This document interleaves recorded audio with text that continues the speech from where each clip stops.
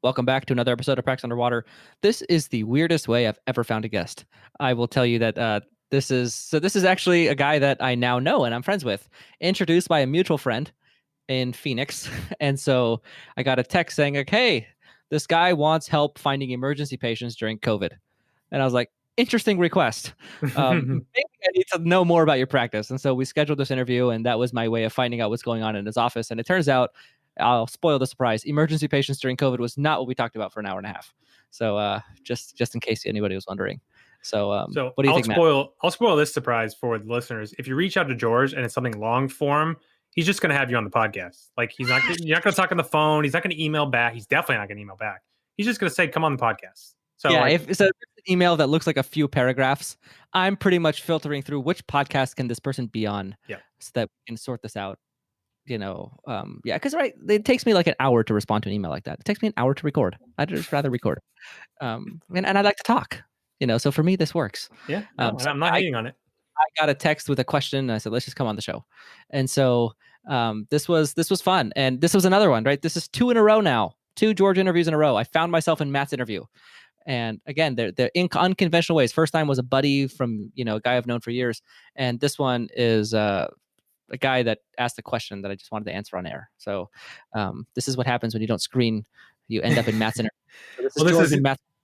It's interesting because Mike was like you. Kevin's just like me. Like I share so many things with this guy. It's really interesting. Yeah, I couldn't relate to him at all. To be honest. No. Yeah, I mean, we won't spoil it. We'll get into more in the outro. Yeah, no, we'll start there on the outro. But let's hop into the interview. Enjoy this. This guy's cool. Okay, welcome back to Practice Underwater. I'm here with a guest that came and found us a way that normally doesn't happen. So normally people email me, and that's how we do this, and they know our show and they listen. And this guy got introduced by a mutual friend, and he knows nothing about this show and very little. He says, "I know you guys have a podcast where you help people." So that is what he knows about us. And so let's go ahead and start with a fake name. All right, Doc, what's your fake name today? It's going to be Kevin. Kevin. All right. So Kevin, you know nothing about this show, do you?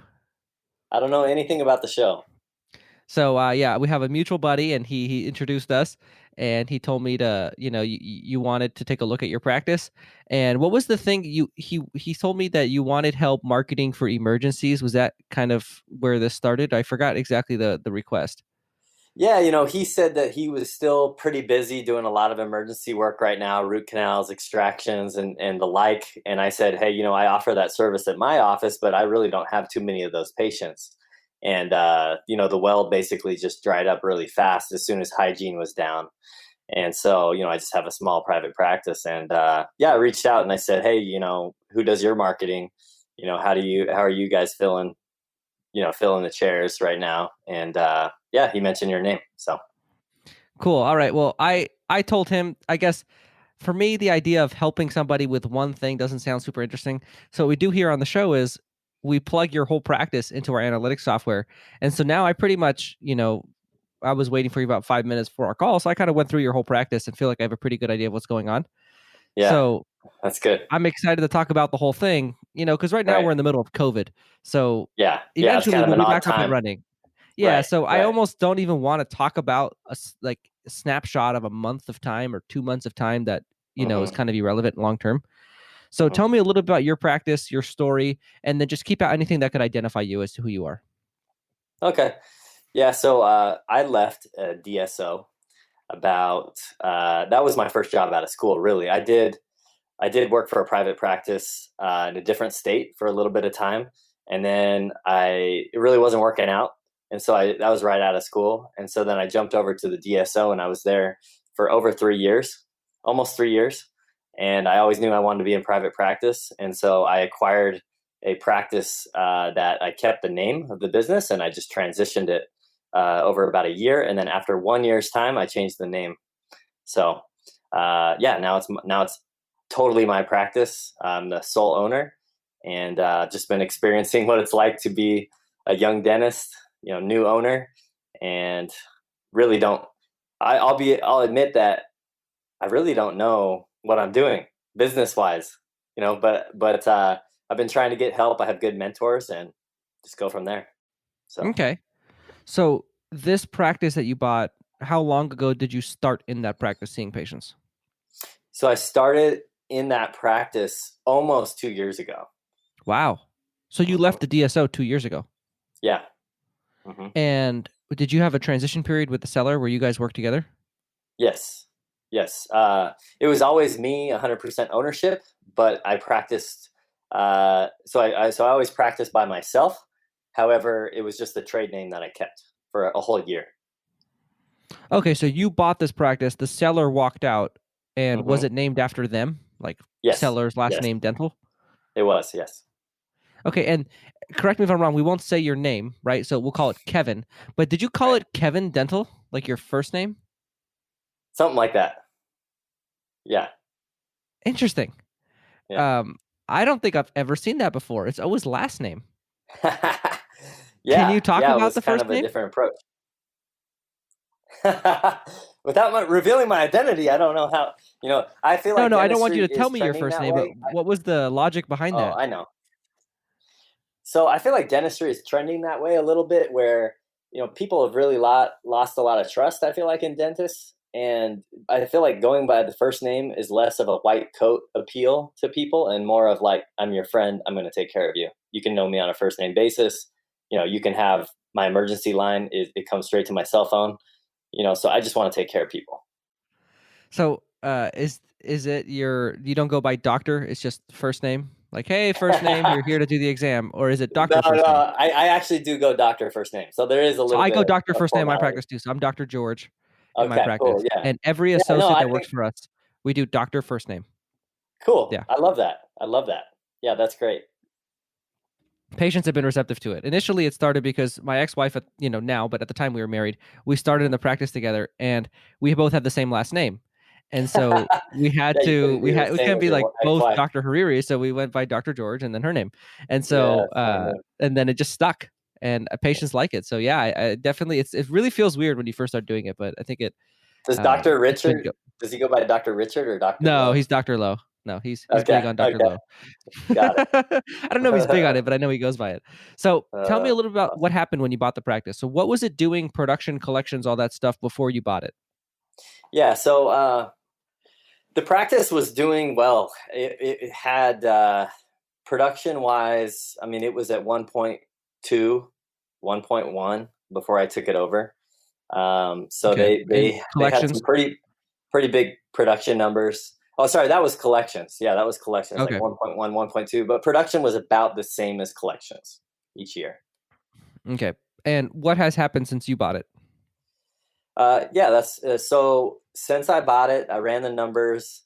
Since I took over to a year after I took over, it Mhm. was in the upper nines, mid nines. Okay. So there wasn't much of a dip. I think it was 960 the first year I took over, and then if you count my first full calendar year, January to Yeah. January, to give me a little time right at the beginning because that was a Yeah. little off. If you count the first whole calendar year, I'm up over 1 million. So Yeah. production wise or collection wise, Yeah. I sorry. think you were So like 1.05 yeah, in exactly, 19 with your collection exactly. number. Yeah. So I was a hair of a dip maybe, but hardly missing a beat as far as I felt like.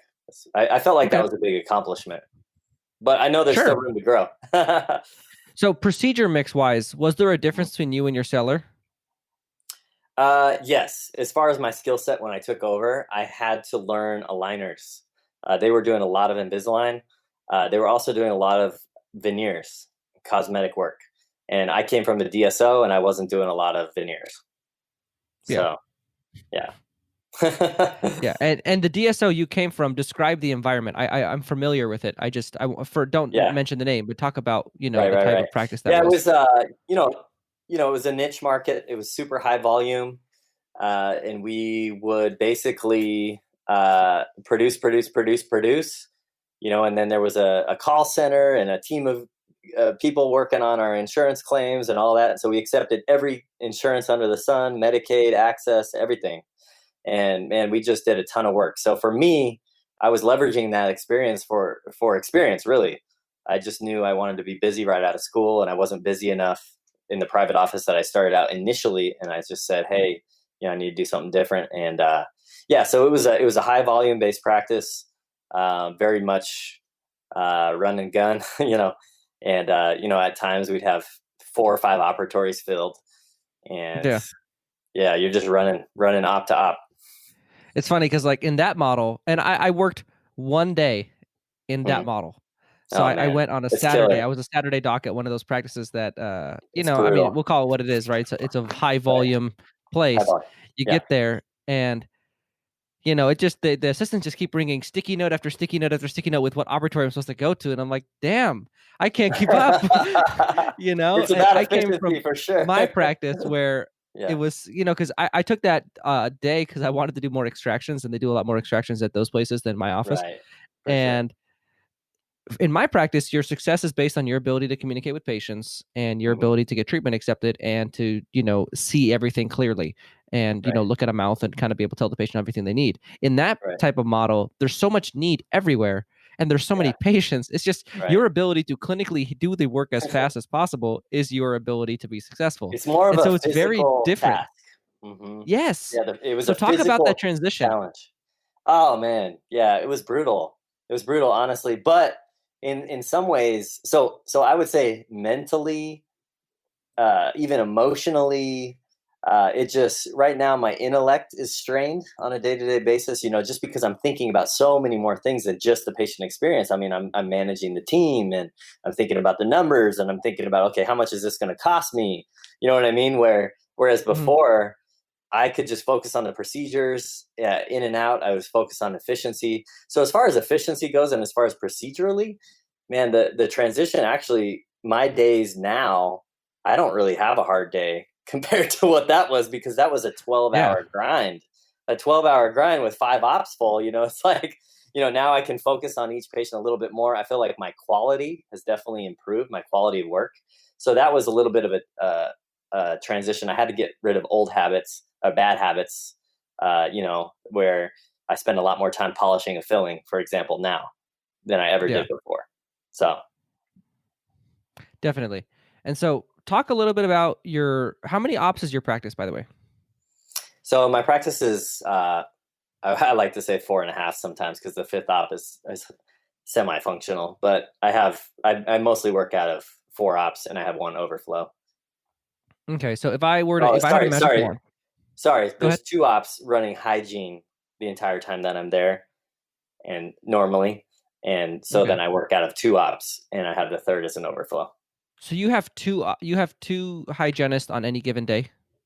Usually, yes. Yeah. There's Okay. like there. I would say so. My hygienist average, one is averaging 4 days a week right now, and the other one is averaging 3. So 7 Okay. hygiene days. Days. Yeah. Okay. So tell me, if I had a magic wand and I Hmm. were to say, all right, all your wishes in your practice could come true, financial, not financial, anything you want in life in your office, what are you wishing for? Oh man. What is your I've practice thought. doing? How much are you making? How much are you working? What does it feel like when you're at the office? What type of procedures are you doing? Paint the picture for me, man. My dream office. See, that's been a battle. That's been a battle for me. Um, Coming from high volume, I feel like I can handle high volume, but it's not who I want to be. I left the DSO because for longevity, and because I wanted to practice how I wanted to practice. I didn't want anyone telling me how to practice. So I So how do you want to guess practice? now, yeah, I know that's what I've been figuring out for the last 2 years, but I think I did figure it out. And basically, I see my practice as relationship based. I want to be a community dentist where people know my name. I'm seeing my friends. So it's like I come to work and it doesn't feel like work because I'm seeing my people, right? I don't want it to be, I want to have a lot of meaning and depth and purpose in what I do. So, do the numbers matter? Yes, I want to turn a profit, but I left the DSO. I took a pay cut because I did not, the numbers are not what matter most to me. So, I want to do what I love to do, and I want to see my people. And I'm in an area, that is a little more affluent. So, I like to do cosmetics. It's something I feel like I'm good at. So I want it to be mostly smile makeovers, full mouth rehabs, trickled in a little bit of endo if I'm feeling it, or implants. So kind of, I want to focus on the higher dollar procedures. Eventually, I do see myself having an associate. I just I'm at a loss. I don't know how to make that transition. So, and I feel like Perfect. the time is a little bit too early maybe to make the transition, but then part of me is like, why don't I just live my dream now and, get an associate in there and figure it out. So, it's tough. I don't want to have a huge practice, where people, they buy these big spaces, lots of overhead, 9 ops type stuff. I like the size of my practice. I want to keep it small scale. I want to keep it lean and mean, and I want to work 3 days a week, so 8-hour days, 3 days a week. And I want to take off whenever I want to take off and not worry about paying the bills. So, Okay. So you went through a lot there. Let's kind of unravel it a little sorry. bit. I No, rambled. I like a lot. A lot is better than not enough. I was And trying to so, paint a picture, no, and it was beautifully painted. And so Okay. You talked about community-based practice, relationships, all that stuff. That's a given, right? Like, let's not even, Yeah, you're already doing that. There's nothing I can help you with. right. Hey, if you do this from our call, you're going to be a community-based practice. Like, you're Right. already there. I Right. think the things that I heard that piqued my interest were the desire for a future associate, Yeah. the desire to kind of filter higher end procedures to your schedule, and the hmm desire to work 3 days a week. Yeah. I think Yeah. those are the things that I took from that as things that we should talk about. Yeah, Now, definitely. Because I feel like I could be just as efficient as I am now in 3 days as I now am what right is now. It's your like what is your go income ahead. that you want to be at? Like if I'm taking home X, then the then the whole picture is painted properly. You said you don't care about money, but I'm assuming there's a number. Yeah, I feel like there is a number where I feel like I can be comfortable and not worry about all my debt and just, feel like there's a way out. Because right now, Okay. I'll be honest, there is light at the end of the tunnel. Like I know that I'm gonna make it, but it's tough, man. It is really tough, swamped in debt. So I would say I want to be taking home probably right around 350, 400 would Oh, honestly okay. be, yeah, would honestly be, So just what I would like. curious, off of Mhm. your 1.05 million last year, Mhm. you didn't take home 350? No, no. So, uh, I took home, I believe, my gross was, that I reported, I think it was 280, something like that. Okay. So So what's with your overhead? a little less than 280 probably. No, yeah, that's a great question. I'm not numbers strong, I guess you could say. I make a lot of emotional decisions. And as a new Okay. practice owner, I'm a yes man. I say yes to everything under the sun. So I got in there, there was no CT, right? And I said, I want to do guided implants. So I made that happen. That was expensive, right? Cone beam Did you pay machine. for it cash or did you finance it? So I did finance the CT. So I have that monthly payment. Mhm. But I bought all the implant stuff up front, all the equipment, Okay. implants, and all of that. And then I also knew that I wanted to go digital. There was an Omni cam in my office, and I wanted the Prime scan, so I bought a Prime scan before they did the trade in. Right? What'd you do with your Okay. Omnicam? You traded it in? Well, I had a blue cam. Sorry, I said Omni Oh, cam. I okay. I had was a gonna blue say cam. an Omnicam to a Prime Scam upgrade is I was gonna try to buy your Omnicam. Oh, that's funny. Yeah, no, um, I went from blue cam to Prime scan. So okay. yeah, sold my blue Yeah. cam. Yeah, okay. Blue Um, Cam to Prime Scam I can understand a little bit more than Omnicam Yeah, to it was a Prime big Scam jump. upgrade. It was Yeah. a big jump, and I wanted to Yeah. go. A big thing for me was, my girls were pouring all these impressions and taking all this time to make a mess in the lab and trim every Essex retainer, and I'm like, I can't have this. Like, I want efficiency, right? So I want them to just scan, send to the lab, have it back a week later, done. Not worry about trimming retainers when I can do a cosmetic makeover. You know, so with that time. I wanted my assistants to be productive and with me instead of in the lab trimming retainers. Anyway, so yeah, I made a lot of decisions as far as equipment. I made a lot of decisions as far as the way that I felt like I wanted to practice. I spent some money into marketing, a little bit, but What kind of trying to marketing? like basically like create the foundation of what I wanted. I spent some money on some high quality videos for a future website, which is not even up yet all the way. So I had to get a makeshift website up. Basically, I was not ready for the change. When I had to transition from the old train name to my name, it was I felt like I was going to have enough time to be ready for that. I wasn't ready for that, but right at the year mark, which was what the contract said, is when I had to change the name. So, but I felt like he was going to give me more time.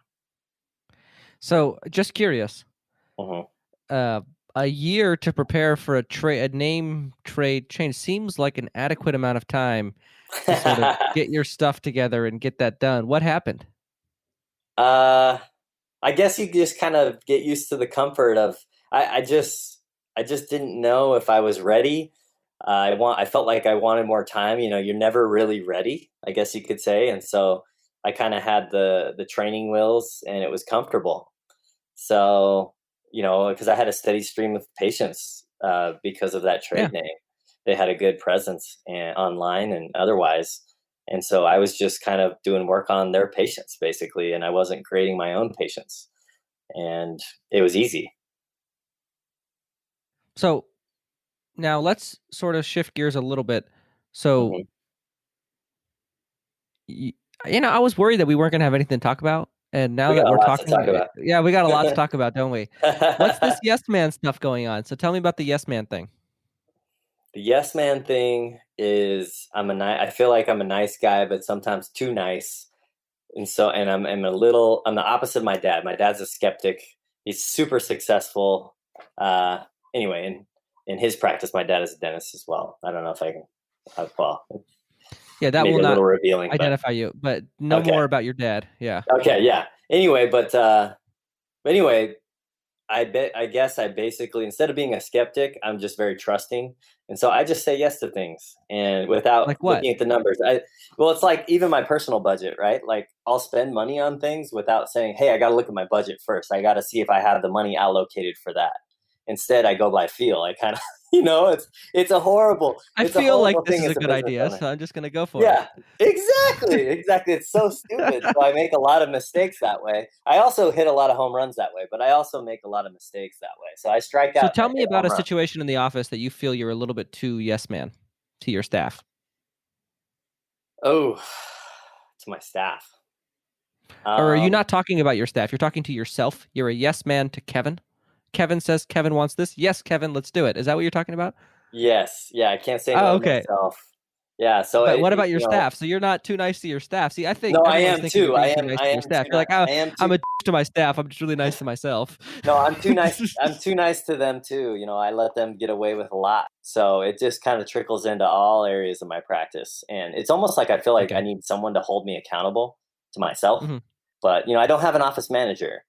I tried to give that role to my front desk and she hmm refused. She had a lot going on personally and she just said, "No, I can't be your office manager. Like, I'm just going to Do you have? do my job."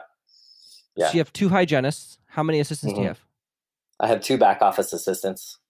And then how many front desk? I had 2. I laid one off with the COVID thing. So I have only one in the front right now. Okay, you laid one off with COVID, and then when COVID's over, is she gonna get her job back? No. What? Why not? Yeah. It wasn't working out with her. She and the other front desk don't get along, and there was a lot of non-professionalism on her part. And so it just one thing led to another, and then COVID was kind of the perfect excuse to say, "Hey, see you later," type thing. So I'm ready to make a Okay. change. I think there will be a lot of good candidates when I'm Yeah, no, ready. definitely. This is a great time to hire. Mhm. So Yeah. we had another guest on the show who called this the Mhm. COVID cut. She said not all of her staff is going to make the COVID cut, which I just thought was such a hilarious name for this. But Oh you man. know, yeah, Yeah, it's kind of brutal she's a truth, tough but yeah, cookie. you kind Yeah, of but assess your like, situation. so Yeah, yeah. The COVID, you it's sad. your front desk did not make the COVID cut, and so now you're going to replace them. But at least you're going to replace them. So if you had 2 up Yeah. there, then I would want you to ensure that you get 2 back up there. Okay, so now let's take a look. I think the thing is, how do we see an associate fitting into this practice? You say you want an associate, but you don't want a large team because you don't want the high overhead, which you currently have. And Right. so Right. where does an associate you're in 5 ops, how do you see it working with an associate? Just kind of paint me an idea of how you see that working, and then I could maybe show you I how that don't could know work if too. I do, because I feel like if I knew how it was going to work, I would have already done it. And so I feel like maybe there's another option. I've always like toyed with other options in my head, as far as like, why do doctors always go with the associate route, make 30% of collections, and you bring someone in and then the patients don't really trust them, and then they screw up and you got to cover for them. It just seems like then you got to babysit. Is it really worth the headache? That's where I'm coming from, because a lot of guys in my situation with practices similar to mine are content with just, them being the only guy. And for me, I'm kind of like, I like the 100% equity, right? And I don't want to Yeah. babysit an associate. So that's So tough. what is the benefit of an associate to you? I guess it would just be a lifestyle benefit. Like where What's I the feel like I lifestyle could, benefit? where I feel like I could step away from the practice from time to time, because to be honest, like building or going through this whole practice acquisition and building a brand and all of that, it's been really taxing on me and my family. And so we don't have as much fun. We don't vacation as much, I don't know. I got young kids too, but anyway, it's kind of complicated, right? So I guess it's just kind of a thing where I feel like it could free me up if I did it the right way, to do the procedures I want, not have to do 2 hygiene checks every hour, and still do treatment, right? So I'm skipping hygiene checks a lot of the time because I'm knee deep in 10 veneers. You know what I mean? Mm-hmm. So Okay. yeah. How many veneers do you do? Like, how many of those cases do you have coming through your office right now? A Mm. lot? Or like in a It's week, a bit. how many smiles are you doing? One? Not one a week? Like one every Yeah, couple no, weeks? that's probably a good estimate. Like 1 a week, I would say on average. It started out as like 1 a month, and then it's just kind of ramped up. It's probably 3 big spiles a month, I would say. That's kind of like keeping my practice going. So I had my biggest case last month.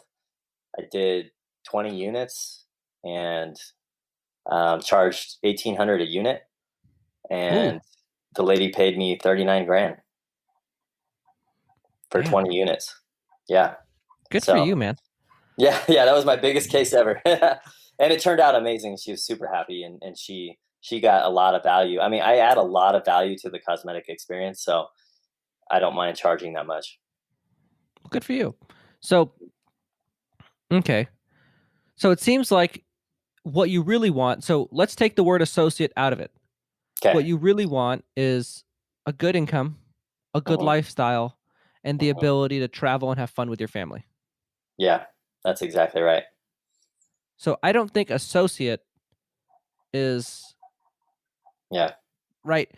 So you don't know much about me, right? No. We've talked Well, about this. You don't. okay. So the name, I'm not totally naive to the name. So I'm like, okay, shared practices. Maybe it has something to do with like dentists teaming up, and I don't know. Partnerships are always tough though too. So yeah, I'm Yeah. just So curious. I let don't me know. tell I you don't know what you guys do. more about my story. Okay. So I have I have a 8 op practice. Larger office, larger team, more overhead. Yeah. I have a full-time associate, have had one since the day I bought my practice right after I graduated, Okay. and I've had an associate working for me the whole time, When did you you know, graduate? 18. Okay. Cool. So I have had 3 associates now work for me. Hmm. And so I'm very much in that model. And for people Hmm. listening to our show, that's a bias that comes off all the time. So I'm always pushing people towards that model. And so when you Right. first said associate, I'm like, ding, ding, ding. This is a George Yeah. interview because I get to steer you towards making it work. And there was a way to make it work with 5 ops and 2 hygienists and all that stuff. But Yeah. talking to you, Yeah. it doesn't sound like it's a good fit for you because Right. you're right. It is a lot of babysitting and it's a Yeah. lot of dealing with people doing things differently. And you named your practice First Name Dental. So you are clearly in a different place than me. I hate it. It pisses me off when a patient comes in and asks for me specifically. Yeah. That is my pet peeve.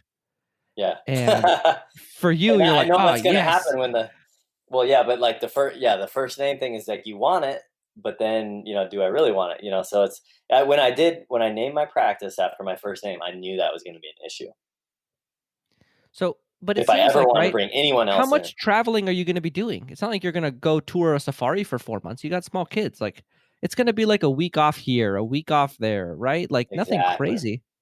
Nothing crazy. No. That's totally possible in the confines of a solo office. There is Hmm. no reason why you can't do that Okay. once you have your crap in order. Right. You don't Right. need That's where to, I feel like I'm at. I need to get my crap in order. Like yeah, it's because, too early to you start. talked about like stressing on your family, your practice. Hmm. And I'm looking at it. This guy works 4 days a week in a solo office. What could possibly be this stressful? So, Because kind of take me, I never let it rest. I'm never satisfied. So I go home. I live close to the office too, so it's hard to like shut my brain off when I come home and just be fully present.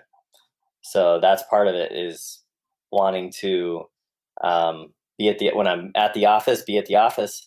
But I feel like I never have time to work on the business. I'm always in the business, right? So I'm always picking up after people and little pieces of trash on the floor and stuff. I can't let it alone. It's like my little baby. But I feel like there would be a way to like work on my systems, work on my overhead, work on things so I'm a little less stressed about I mean, there was a couple months I was worried about making payroll, right? So, yeah. you know, I bring in a lot, but I also spend a lot. And so, yeah, it's tough. So, do you see how you want an associate to do the one thing that you don't need help with, the clinical dentistry, Right, so right. that you can have more time to stress out about all the stuff that you currently stress out about way more than you have to, which is everything else. That's a good point. That's a good point. So, what we're finding is the Hmm. desire for an associate really showed us something else. And really, what you want is a desire for relief. Yeah, we're You're digging just deeper now. taxed. Yeah, that's true. That's true. I underestimated, I'll be honest. And I hope if people listen to this, they understand it. If there are You, people you listening, Yeah, you don't just waltz into private practice. It is hard. It is, I would say, 10 times harder than I ever imagined it okay. being. Now, can we talk about this? So, let me go through my story a little bit. So, Okay. I've had two distinct periods in my practice. Okay. One that felt incredibly taxing and difficult, and pretty much exactly what you're describing. Okay. Then I I did some self work, I'll Yeah. call it, and I entered a second phase of private practice, which is a lot more enjoyable, a lot easier. And what I found in my situation was there was a lot of I'm not good enough going on in my Mm, head. mm-hmm. And so me working on my practice was my tangible place to become good enough. Mm, And so mm-hmm. it feels to me like, and I'm going out on a limb potentially, but you're totally anonymous here. Nobody knows you. And I talk about this publicly. I had a lot of anxiety going on in Mm-hmm. my life around my practice. Mm-hmm. And that was coming through my workload when maybe a lot of that stuff didn't need to get done, or maybe I wasn't really being, like when you go home and you're sitting there thinking about stuff, you're not really Mm. accomplishing anything. You're just thinking No. about stuff. Like Right. you think you're working on your practice because you're thinking about it, but Right. if you don't think about it, you're equally as accomplished in your practice. It's Yeah. kind of this fallacy that we have where we try to Right. control it by working on it a lot. So do you feel like what do you feel like what do you feel like is going on in your practice? Like what stress do you have that is causing the not being able to drop it at the office? Like what do you feel like would happen if you just didn't do anything at home? Hmm. Yeah. I guess I've always just had this fear of mediocrity, and I don't know what really drives me. I guess I'm a really competitive individual, but and I'm never satisfied, like I said. So I guess it's just a beast that always needs to keep eating, right? And I feel like if I Mhm. don't do anything, that things are just going to go more to disorder and disarray, and you know what I mean? Like, so I'm always stressing about systems, but I never have enough time to put the systems in place. And even with this whole COVID thing, I've had all the time in the world to get it done, but I haven't got it done. And Mhm. so, it's really just, can I really man up and be a leader in my own practice and put the systems in place and trust individuals and and be a leader that leads with for the right reasons and not, barking orders around. And so that's what I'm struggling with, I guess, is just, how to be a leader, how to get the systems in place and hold people accountable to the systems, because I have gotten some pretty good systems in place and I have good people around me, but I'm so trying to be the nice guy that I don't hold them accountable. We don't have enough. I feel like we don't have enough accountability. I think that's one of the main problems with the office, Okay. me or the team. So I'm going to talk about part 2. So we do this in 2 parts. So we're Okay. about, so we're kind of wrapping about 10 more minutes left of this part, and then we'll talk about more tactilely what to do in part 2. But Okay, got it. I do want to talk about one more thing in part 1 before we move on. Okay, yeah. What is this beast? Let's talk about the competitive beast in you. Like, what is that? When did that start? Like, did it come up in dental school? Is that like, are you just a super ultra competitive guy? I think I'm an ultra competitive guy, for sure. So I think it just stems. I think it goes real deep, man, real deep. So I am anonymous here, but I think it goes to my roots and how I was brought up and how I was raised, and obviously I followed the same profession as my father, so always trying to Mm-hmm. be like him or live up to him. Or I mean, he has a very successful practice, right? So he owned 2 practices and 2 homes at the same time, all paid off. So Yeah. he's very successful. So I want to be that way. So, Mm-hmm.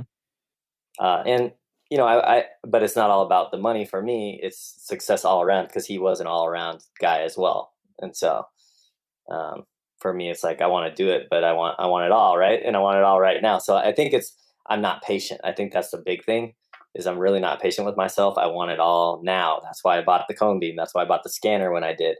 I didn't look at my numbers. I didn't say, hey, can I afford this monthly? I just bought it because I'm like, I'm going to do this, like, and I'm going to do it now. So Yeah. I think impatience is a big weakness of mine, and I think it bleeds into my practice for sure. So can I go out on a limb and just Sure. kind of, so again, I talk about these 2 very distinct periods in my practice where Right. I was super impatient in the first one. Mm-hmm. And I also bought an intraoral scanner and did construction and did a cone beam and implemented all this crap in hygiene within like a 3-month period. It was Wow. And getting I've stuff wanted done to in my do those practice. things. I've wanted to remodel the office. I want to get all new computers. I want to do all that stuff too, Yeah. but I haven't. So Luckily, on some of that, the stuff, I haven't pulled the trigger yet. right, that motivation that we have from the desire to, whatever it is that's ticking behind there, we kind of talked about it, alluded to some deep stuff there.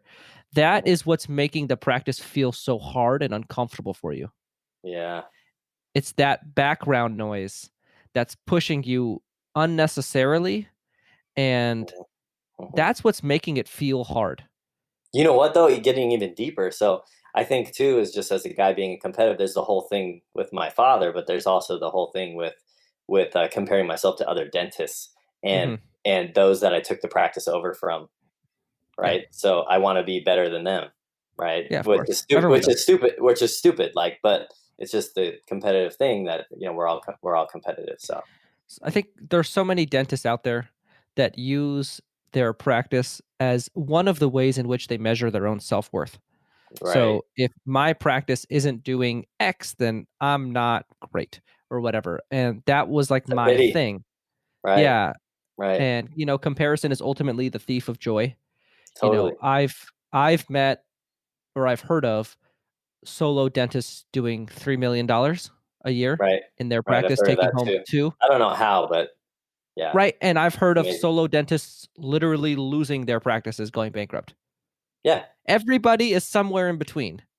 Yeah. Like Yeah. there is always somebody doing better than you, and there is always somebody doing worse than you. You are never the best.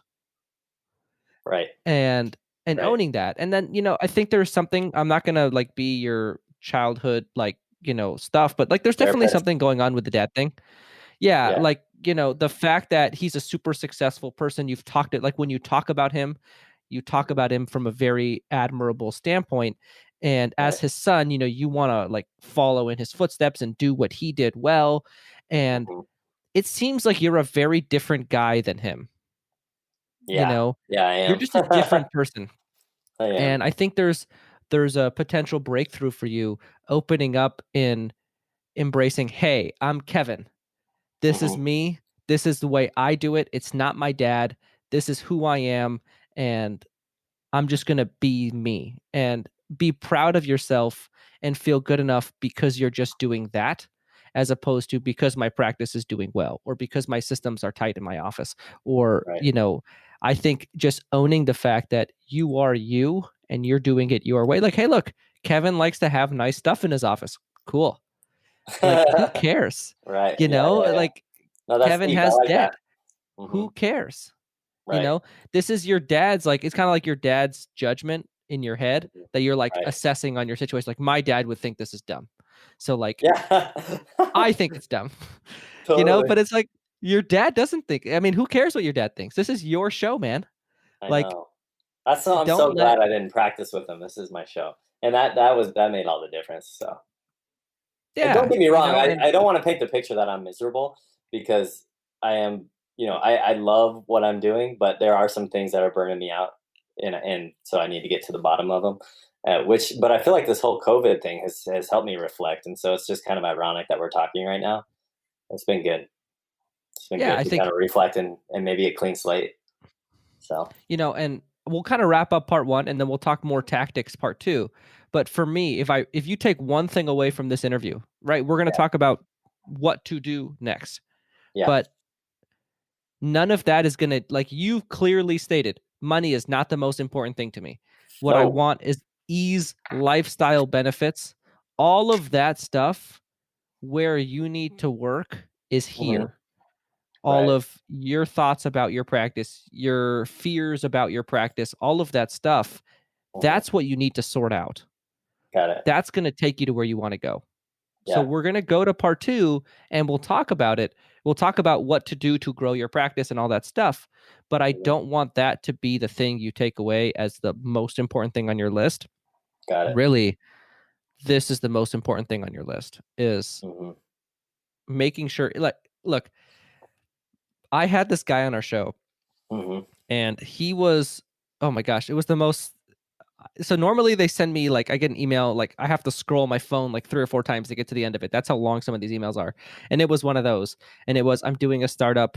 I see about one patient a day. I've been doing this for 7 months and I'm about to go bankrupt. I have no money for marketing. I can't pay my payroll. I can't pay many of my personal expenses. And that was the email I got. And I mean, my Oh anxiety man. symptom is tight chest. I got a tight chest the second I read that. I'm like, oh my Ah, gosh, dude. So then I get on air with this guy, and he's like, things are going a little bit slower than I'd expect. He's totally calm. what? The guy is not stressed at all. And I You're was like, kidding me. dude, like, and the thing I said, and it's funny because our interns and our whole team now wants to put this on a shirt, but I'm like, why is your not on fire? Like, on fire. Like, that was Yeah. the thing I said the whole episode because I'm like, I'm surprised that this guy's so chill, but like, it Yeah. doesn't matter what your circumstance is. It's all about how you respond to it. And that Yeah. guy was in the middle of a burning house and he was just Man. like totally cool, calm, and collected. I'm just trying to stay positive and all the stuff. And you're here, you're making, you said you made 280 last year, for most dentists, that's like above average. Yeah. And you're like, oh man, I'm like, my lifestyle's like, I just get down on myself all the time. And, Right. burning house over here is like, I'm totally cool, calm, and Yeah. collected. Like, not sure if I can pay rent next week, but we'll see. Yeah, it goes Something could back to come that my way. motor. I don't know. It goes back to that drive and just being hard on myself, I guess. So, Yeah. And but so a yeah. lot of times, guys like you and me, we need to channel that somewhere else. Yeah. So it's hard to turn that off. Ask me how I know. But not putting it in your practice is probably a good idea because you can't control what happens in your office. It's out Right. of your control. But for me, like, you know, golf or something else in my life where or Well, exercise you or something started that this, right? I Like, have complete control. don't you Yeah, feel this like is this this is is fun. So I don't okay? this is my fun. I don't do this to like push that motor. If I did, I'd go nuts. So, Okay. but Okay. like Oh, I I see what you're saying. have Like something else like competitive. Yeah.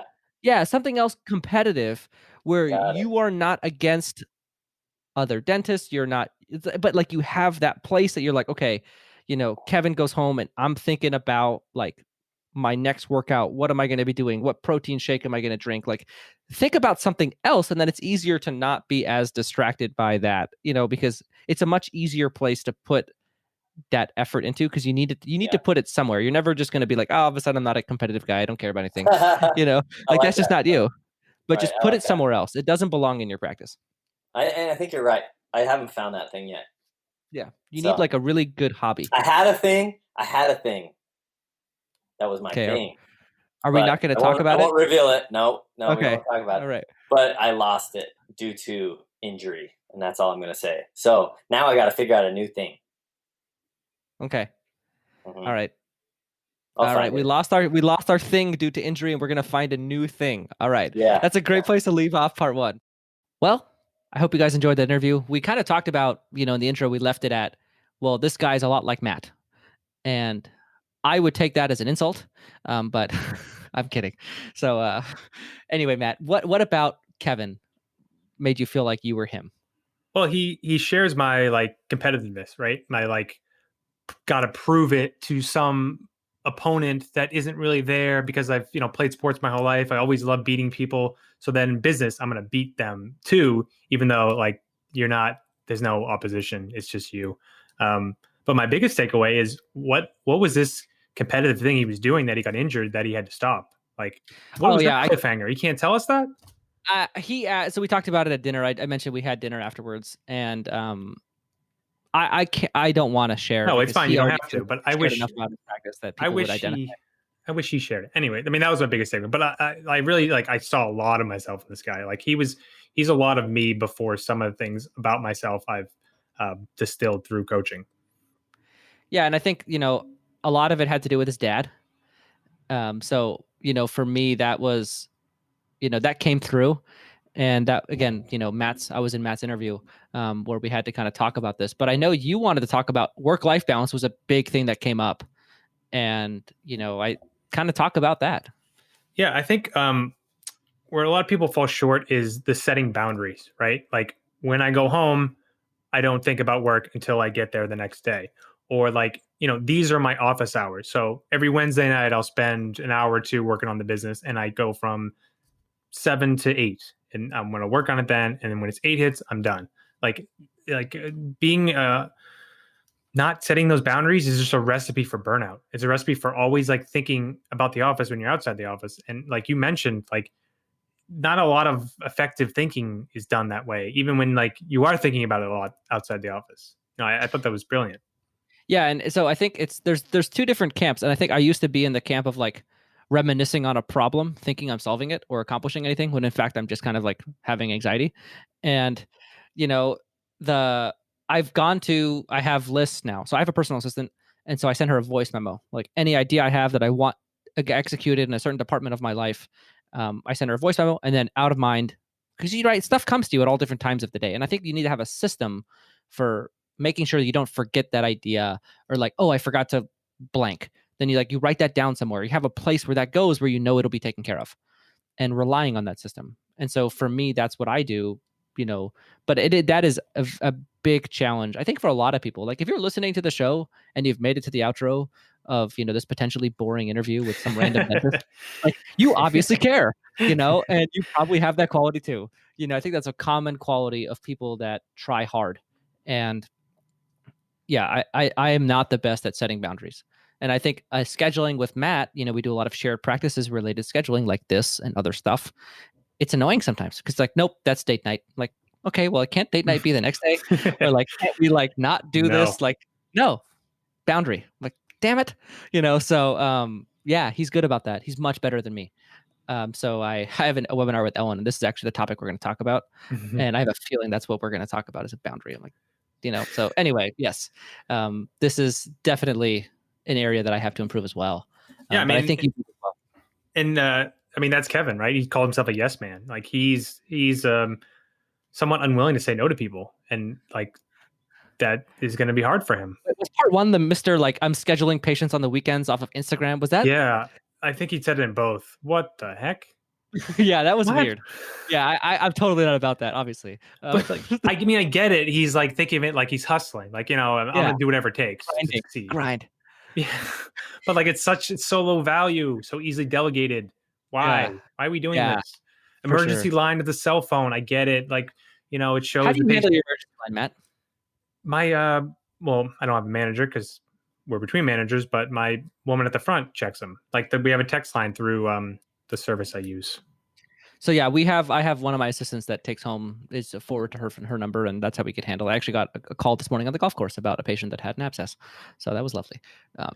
Yeah, like for me, like when I leave the office, I don't want to think about the office. Like that's it. I've left the door. It's back there. If there's something I need to work on, maybe I'll stay a little later while I'm still at the office. I'm in that mode. When I'm out of there, I'm out of there. Like just don't. And I've had a lot of problems with staff who want to call late at night and have issues. And I'm like, I have to keep telling them, and they finally have gotten it. If the office is not burning down, do not call me when I leave the office. Like, no, don't do it. It's funny. I invite text messages from my staff. So, but it's about fun stuff. I don't text me about like problems. But Right. like, we listen to the show. I have 3 hygienists that listen to the show. Hi guys. And they text me like, "Hey, you said this was pretty funny," and then we talk about it. But I think for the most part, setting those boundaries is really important. I think that kind of transitions into vacation. I think I'm in a different model where practice is always open minus Christmas, and so you are in a different, you close your office. And so can you talk about vacation as a solo doc? Yeah, It's I think possible. people have this like this feeling that it's not possible to take off a week, 2 weeks as a solo owner, and it's one of the reasons people are like, oh, I got to get an associate because so I can take vacations. It's you don't. I don't know how else to put it. Like you don't. You can close the office. Your office will be there when you come back. If you're really concerned, you go away for 2 weeks. Get a temp for a couple of days. The baby should hygiene or do hygiene only. Like there's so many different ways. You don't have to think. You just can't live your life and enjoy the money you're making and have some freedom. Like it's all in your head. Like what do you think is going to go wrong? Doesn't go wrong. I kind of like the idea of getting a temp for like 1 day a week to handle all the emergencies and crap that builds up. Yeah. And then like you have an assistant or someone cover the line and kind of filter out stuff. And then you come back after a 2-week vacation, nice and refreshed. You obviously take an income hit, but that's all vacation. Yeah. And so you don't work. And I think that's solid. And you're going to be a better dentist when you get back and you've had that time. Like I schedule in at least a week every 3 to 4 months. Like every quarter, I need to be out of the office for a whole week. Like it's something Justin kind of instilled when he did his episodes. He's obviously big on that. Yeah, and I'm trying to get to his 8 to 10 weeks off. I usually take about 5. But like just like knowing it's possible that even more can be taken off and the office still can do great and not fall apart, I think is important for people to realize. Yeah, I guess I haven't ever been on the vacation camp, but I feel like I don't work a very taxing schedule, so I don't necessarily have the need. Matt and I disagree about something, and I want to talk about that too. I want to kind of wrap up the intro on this, outro on this topic. Getting up during a big procedure to do a hygiene check. We disagree on something, and I think you'd be surprised who feels what way. So, Matt, you did not like my way of handling that with Kevin. I thought it was a bit like codependent. Like rather than figuring a way to make his hygiene checks quicker and easier, you just went for the fix, which I'm not saying it's wrong. Like it's going to be nice for him if he's having a big case every week to have a day to put him where he's not doing hygiene checks. But you could also train on how to do hygiene checks more efficiently. Maybe the code diagnosis isn't fully there. Like maybe something's taking longer. He's very wordy, he said. He talks to patients for a while. Maybe like that can be trimmed up a bit. I think there are ways around it other than just saying, no, block off all Mondays. So I agree with you. I think the one comment I made is, the one area that I didn't talk about that I should have is, anytime I'm doing something that's going to take a while, I will go interrupt my hygienists. And as they're listening, they know that, and like, I guess that makes dentists uncomfortable. But like, if I don't want to be interrupted for an hour, then you better knock out your exams in the middle of those cleanings. Because like, think about it, if you do your exam at the beginning of a cleaning and then you wait till the end of the next cleaning, that is an hour and a half that nobody's going to bother you.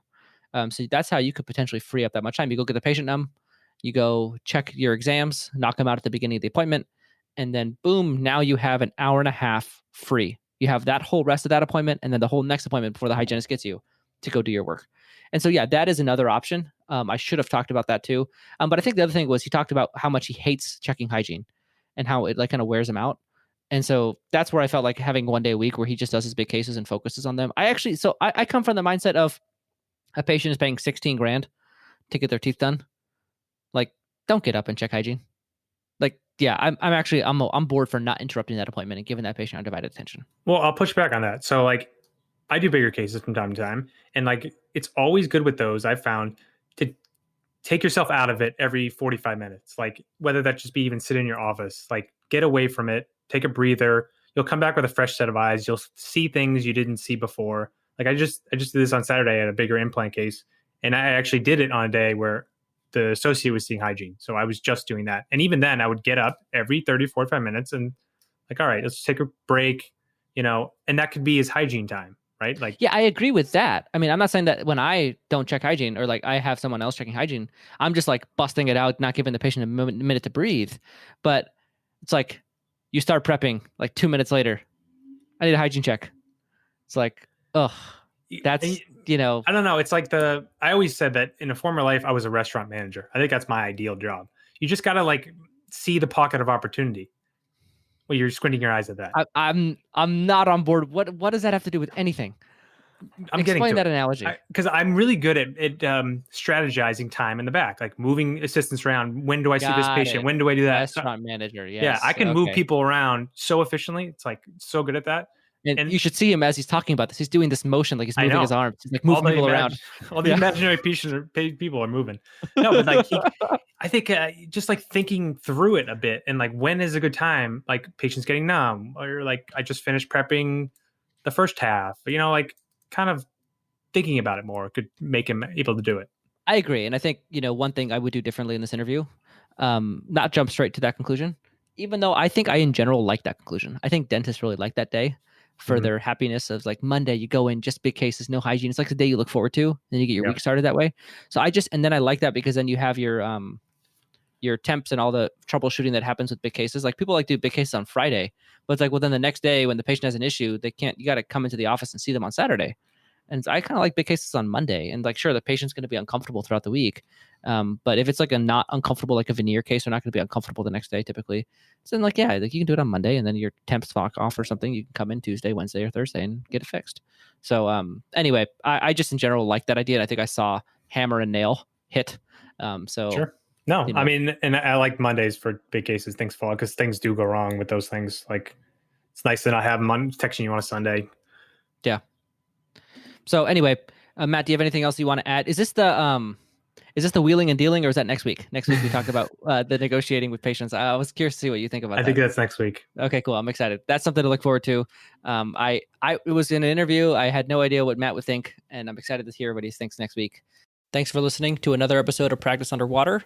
We'll see you guys next week. If you're interested in one-on-one coaching with either Dr. George Hariri or Dr. Matt Garino, our contact emails are in the show notes. And if you're interested in being on Practice Underwater as a guest, where we could look at your practice anonymously, you can go ahead and contact the email in the show notes and follow those directions to get on the show. Thanks, and we'll see you guys next week on Practice Underwater.